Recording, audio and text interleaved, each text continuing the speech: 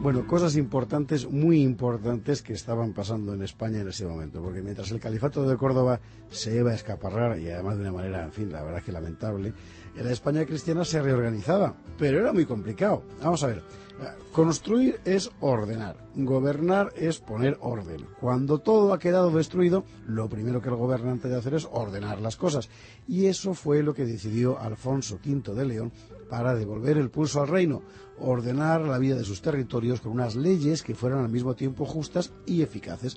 Con esa tarea legislativa, Alfonso va a pasar a la historia como un gran rey.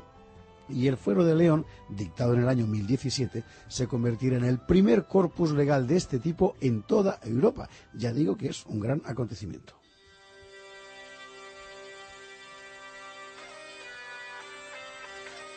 Vamos a recordar un poco cómo estaba el Reino de León. La herencia histórica directa del Reino de Asturias acababa de atravesar la crisis más grave de su existencia.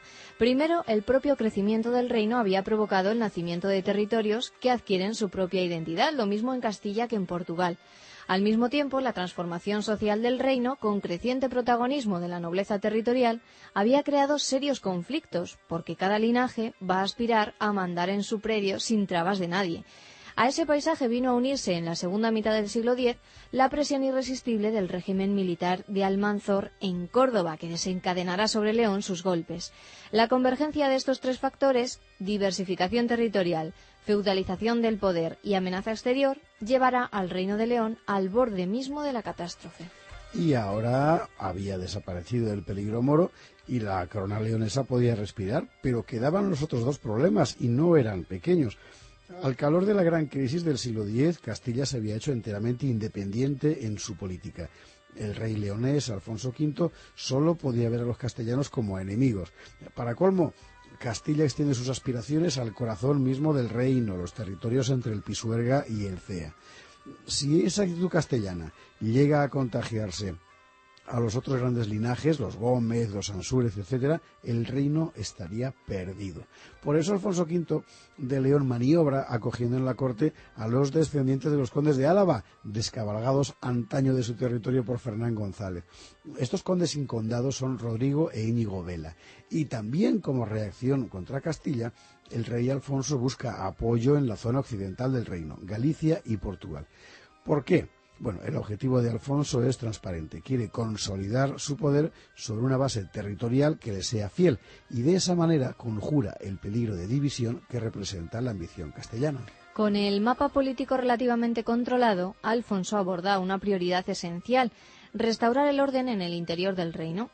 El paisaje después de las grandes calamidades de la guerra contra Almanzor era simplemente espantoso. Campos yermos y calcinados por doquier, villas y aldeas reducidas a escombros, los siervos y los colonos fugitivos y desperdigados, los templos y las catedrales demolidos y saqueados.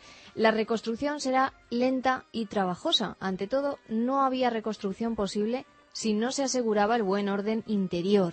Volver a poner a la gente en su sitio, crear seguridad, devolver la vida a las ciudades y a las aldeas, trabajar nuevamente los campos. En cierto modo había que comenzar desde cero.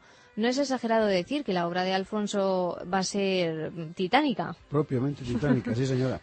Bueno, y este es el contexto que explica el nacimiento del Fuero de León. Es el 28 de julio de 1017.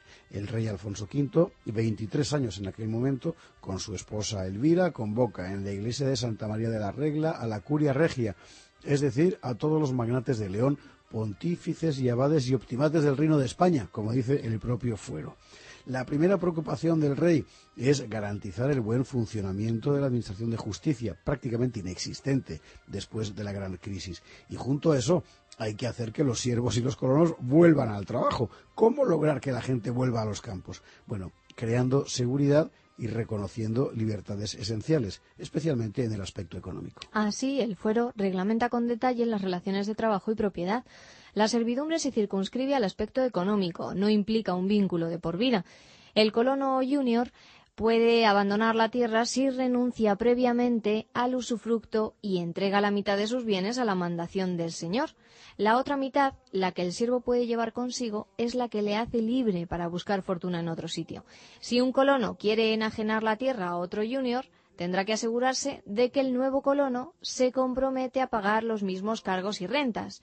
Si el campesino aumenta la tierra trabajada con roturaciones hechas por propia iniciativa, esa nueva tierra computa como ganancia y no como usufructo, de manera que se le reconoce la propiedad sobre la mitad de ella.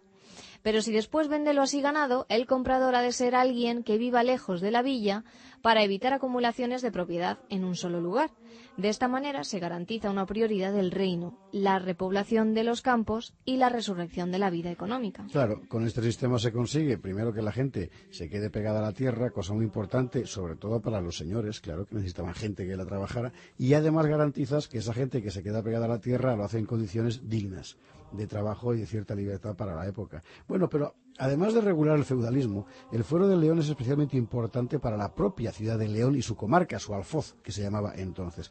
Todo el alfoz de León queda constituido como una sola comunidad con su propio fuero y su propio concejo rector, lo cual en la práctica significa una ganancia importante de libertad personal para los vecinos.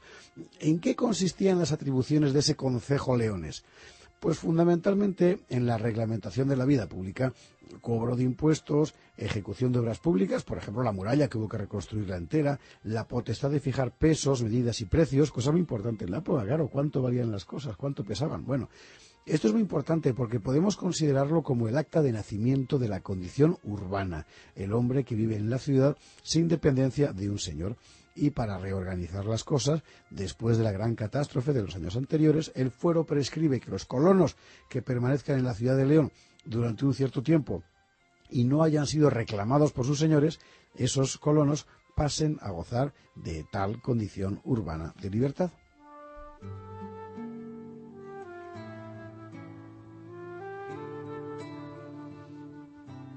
Es interesante descender al detalle porque nos dice mucho sobre cómo se vivía en la ciudad. Por ejemplo, el fuero protege explícitamente a gremios como el de los tejedores y el de los toneleros, además de los siervos. Para estimular la llegada de nuevas gentes, se eximía a los vecinos de León de pagar el fonsado y la mañería, dos impuestos que ya hemos visto aquí. También se les exoneraba de pagar portazgo a la entrada de la ciudad. Y para aumentar la protección jurídica se dicta que en cierto tipo de delitos el culpable, si tiene familia en León, pueda acogerse aquí a la justicia. Esta última es una medida que hoy puede parecernos inconcebible, pero se explica si pensamos en cuánta gente pudo ser perseguida por delitos que no había cometido, o en las falsas imputaciones que en realidad encubrían el propósito de quedarse con los bienes del acusado. Se trataba en definitiva de dar a los leoneses garantías y seguridad.